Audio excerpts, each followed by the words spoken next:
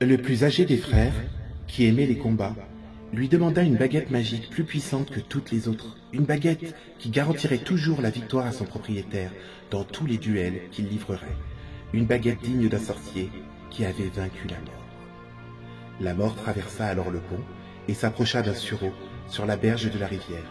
Elle fabriqua une baguette avec l'une de ses branches et en fit don à l'aîné.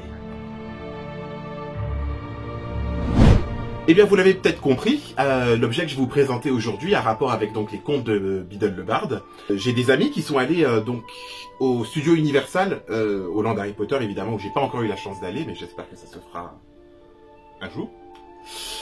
Et là-bas a lieu donc des petits spectacles de rue. Ils présentent là-bas le spectacle donc du Conte des Trois Frères, un spectacle de marionnettes. C'est absolument magnifique.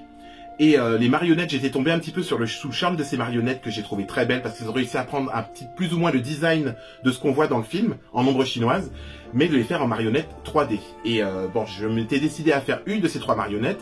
Il a fallu choisir lequel des trois frères j'allais faire. Alors bien sûr, moi, le frère qui a l'attitude la plus louable, on va dire, c'est bien sûr celui qui a demandé à la mort la cape d'invisibilité, mais je trouve que Antioche Pévrel, le premier frère, donc l'aîné, était plus intéressant picturalement, et en plus c'est lui qui a la baguette de sureau, donc j'ai décidé de le réaliser lui.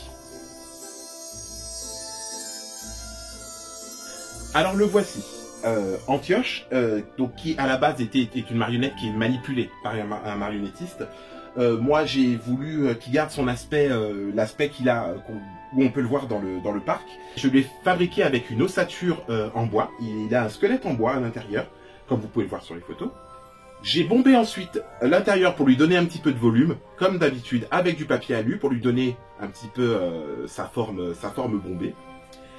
Et par-dessus, donc pour faire son espèce de cuirasse, j'ai utilisé, pareil, comme à mon habitude, du tapis de gym, que j'ai chauffé avec un décapeur thermique, qui l'a rendu mou et que du coup j'ai pu poser et donner ces formes qui maintenant sont bien dures. J'ai recouvert ses jambes avec des feuilles de mousse que j'ai coupées pour faire ses bras et toutes les parties tissu, je les ai cousues à la main avec un petit tissu, donc ces manches ici. Ça c'était la petite dentelle que j'avais acheté pour un autre projet et ça tombait pile parce que bon, normalement c'est quelque chose de très fin, ça, on dirait presque du papier. Je suis pas sûr que j'aurais pu faire ça, donc j'ai préféré mettre de la vraie dentelle, qui en fait l'effet est très beau, donc je suis très content. Sa tête est en pâte Fimo, je l'ai sculptée dans la pâte Fimo, puis j'ai tout simplement après planté sur le bâton du squelette. Et puis je lui ai fait aussi des petites chaussures avec le même système, plastiroc et ensuite recouverte avec de la feuille de mousse. Voilà. Après j'ai quand même rencontré des petits problèmes parce que quand il a fallu peindre le tapis de gym, donc la surface est vraiment très poreuse et très molle.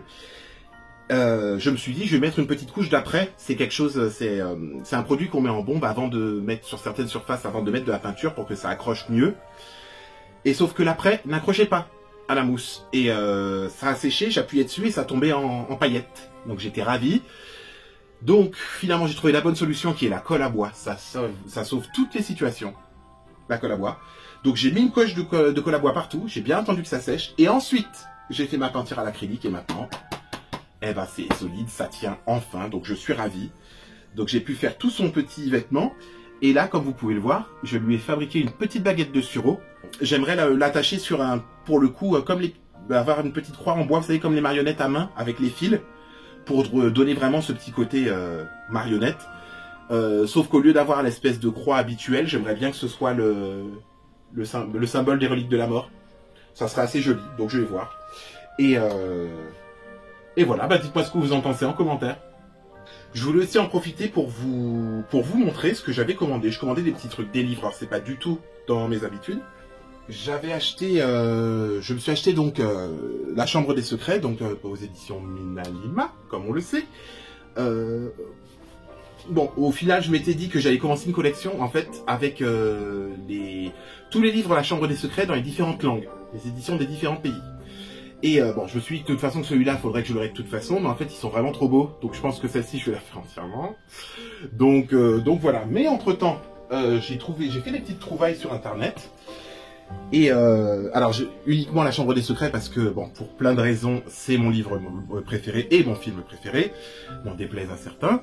Mais voilà, j'ai donc commandé ce livre, donc Harry Potter à la Chambre des Sorciers, la version américaine, la seconde édition de chez Bloomsbury.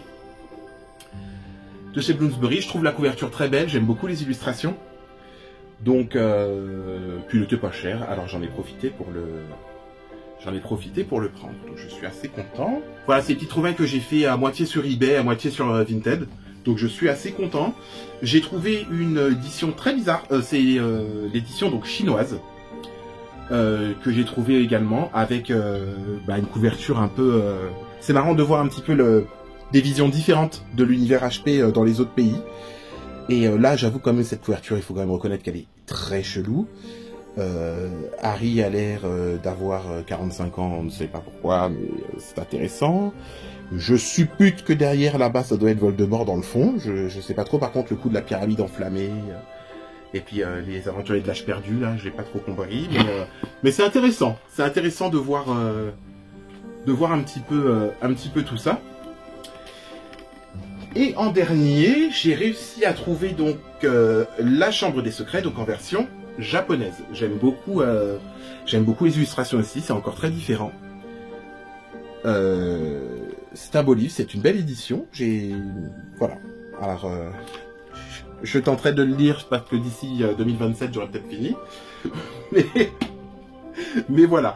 Donc, c'est les petites trouvailles que j'ai faites, parce que j'ai décidé de commencer une collection, donc je cherche les Harry Potter et la Chambre des Secrets, donc dans toutes les langues possibles.